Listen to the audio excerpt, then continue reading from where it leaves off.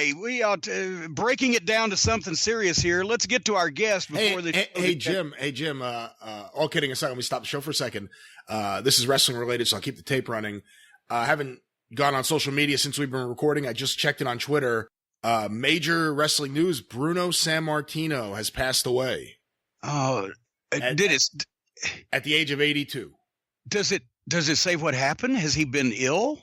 It just says his family was with him, and he was a short illness recently. I don't know too much other detail. He always seemed very healthy, but he is an older guy. But oh my God, that's one of the big ones. No, I saw him at the Hall of Fame ceremony last year, and he still looked incredible. And he had surgeries that had alleviated some of his problems, and I think he was still working out, lifting weights, running, do it as far as last I heard. So that's well. And we were just talking about him last week in relation to luscious Johnny Valiant, who wasn't it last week or was the week before? Regardless, last week. That just passed away. That Johnny Valiant was from Pittsburgh, and Bruno actually, I think, if I'm not mistaken, had a big part in helping him out, like he did so many other guys. He was John L. Sullivan. His real name was Tom Sullivan, but Johnny worked as John L. Sullivan. He worked for Bruno in Pittsburgh. I think gave him his first kind of little push when Bruno owned the Pittsburgh territory. And I mentioned that the program I first saw the Valiant Brothers in was, with Dick the Bruiser and Bruno Sammartino. When they came in and Bruno and Bruiser actually put the belts on those guys, and when Bruno was headed back to be the champion in New York and made the Valiant Brothers the hot team of the 90s. So that, just when you think about that, not only the record run from literally 2 years after he got in the business until he retired on purpose and wanted to, he was a top main event guy, one of the biggest draws in the business. People would have paid him a fortune to come back if he'd have wanted to at any time 10 years after that. He probably made more money when you think about it than almost any pro wrestler of the modern generation. Stood up for himself more than any other wrestler ever. Yeah.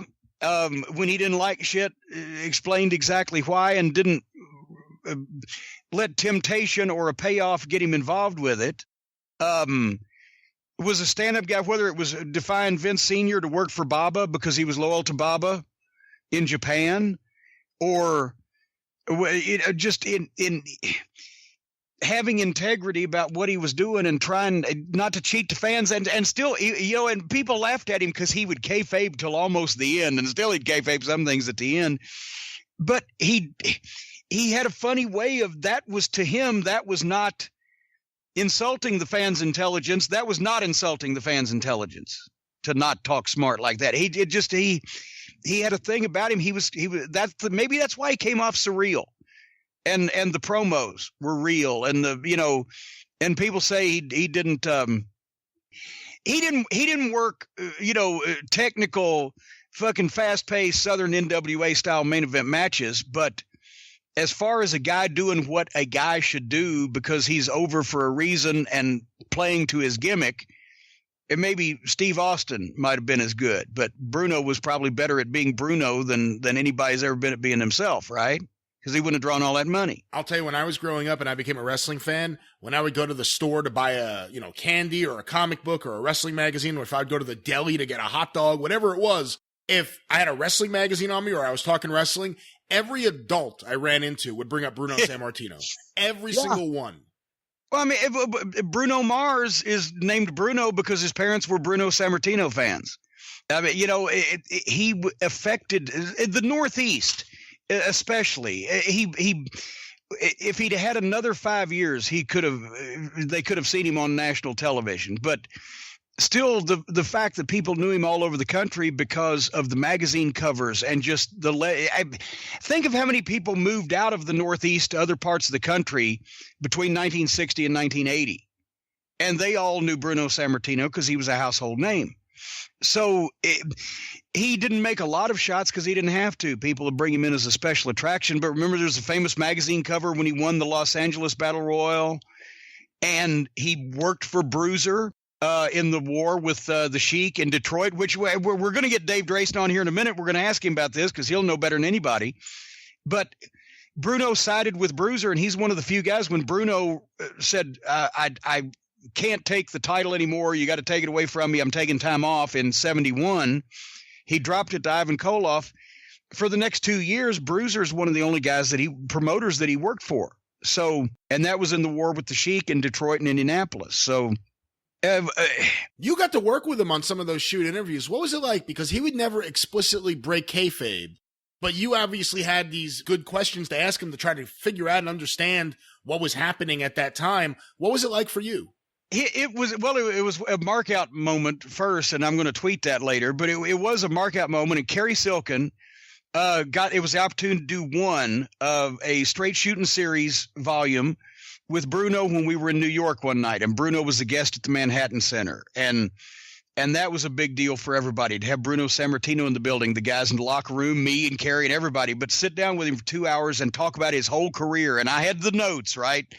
I had great preparation because I was so thrilled to be able to sit down with a guy of that stature in the business and just get this on tape and what he had to say about things. And of course, he wouldn't come right out and say, well, we figured this finish and then I used the blade, but he was open enough to people who understood the subject already that he didn't, he wasn't, it wasn't just a bullshit session.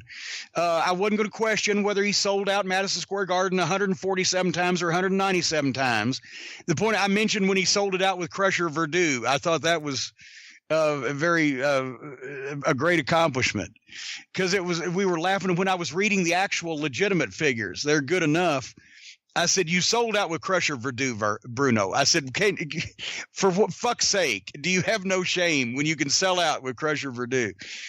But anyway, so that was a big thrill that night. And, once again, just seeing him last year, he still looked like he could stretch half the roster. So I hate to hear that, because he's one of those guys you thought is like Thez, that, they'll always be around. What the fuck? And Thez was, 86 or 87, but that when you're, for people in the business who know these guys, when you think about Lou Thez or Bruno, it's like, well, he was only 82.